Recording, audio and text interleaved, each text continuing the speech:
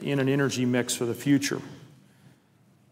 We have ample supplies of fossil fuel in Colorado, and we ought to continue to develop those sources. They're crucial to the livelihood of tens of thousands of Coloradans and still comprise the majority of our electric generation. Natural gas in particular would be is a clean and domestic source of energy, and it will be a bridge fuel, a crucial bridge fuel to the future. We have massive quantities of oil shale potential on our western slope, and we should continue to research to see if we can produce it in a commercially viable way in an environmentally sensitive manner. Colorado's been able to bridge the divide literally between our west slope and our eastern plains, and between the conventional sources of energy from the last century and the clean sources of the future. And our country of America must now do the same. The bottom line, Madam President, is we must have a comprehensive energy policy that transitions us to a cleaner, safer, and more sustainable sources of energy while making full use of existing sources in a responsible manner. Madam President, we have in Colorado a very tangible interest in America adopting broad clean energy sources and therefore limiting our contribution of carbon to the atmosphere. And I'd like to focus on one key element of life on our planet, and that's water. Water's the lifeblood of the entire West. When you grow up in the desert like I did, you learn to treasure water. You learn that everything's shaped by it, and it may not always be there when you need it if you don't husband those resources. My constituents know that maintaining our water supplies is crucial to the health of their families and to preserving the way of life that we so value in the West. We've suffered through water shortages. We've seen drought. My father's generation, not that far removed from our generation, experienced the Great Dust Bowl of the 1930s. That was an ecological disaster that reminded us that while we're smart as a species and we're industrious, that Mother Nature always bats last. Scientists in our part of the, when they look at our part of the country, predict that droughts will get worse and precipitation patterns will decrease in western states because of our use of and dependence on the traditional sources of the last century.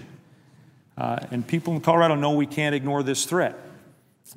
We've seen acre after acre of our forests devastated by the mountain pine beetle, an epidemic that was exacerbated by a warming climate that will get worse in the hotter, drier conditions to come. When they see that, when I see that, we know that doing nothing is not an option. The cost of inaction is simply too high. And you see that point of view in all the states in my region of the country, regardless of the leadership at the gubernatorial level, at the legislative level. Now, Madam President, no matter what part of the country you're from, we do have a stake in crafting a new energy policy. Beyond regional interests, members of both political parties know that we have to meet this challenge, because if we don't, it's not only our economic prosperity that's at stake, our national security is at stake. I was inspired this week to see that our former colleague, the highly respected, now retired Senator John Warner, is traveling across the country making the case for a plan to address the threats from climate change. We can debate the causes of climate change, and we should continue to have that debate, but we know what we must do. First, we must lead the world in a clean energy revolution. And next, we must acknowledge that our reliance on foreign sources of oil and fossil fuels isn't a sustainable strategy. And third, we must act soon. I used to think having a discussion about adapting to the changes being brought about by the emission of carbon was a mistake, and that by looking at adapting, we were giving in to the problem. But I've come to realize that you have to be realistic, and you have to recognize that the changes that are coming will have real impacts on all of us.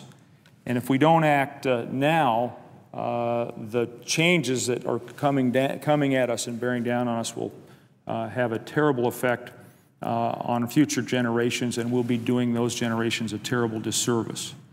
So the longer we wait, the longer we deny, the longer we spend debating, the harder and, frankly, the more expensive it will be to deal with those changes.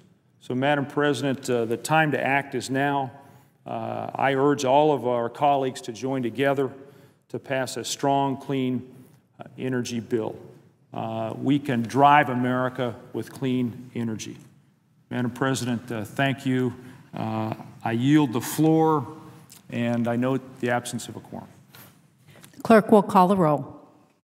Mr. Okaka.